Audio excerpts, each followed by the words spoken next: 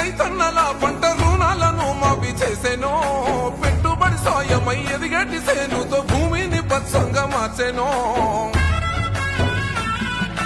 మహిళా శక్తిని పెంచేల ఉచితంగా బస్సు ప్రయాణం అందించెనో,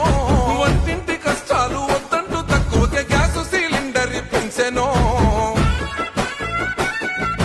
ప్రతి ఇంటి గడపల్ల దీపమువో, మహిళా సంఘాల అండైనవో, పేదింటి కలలకు కూడైనవో,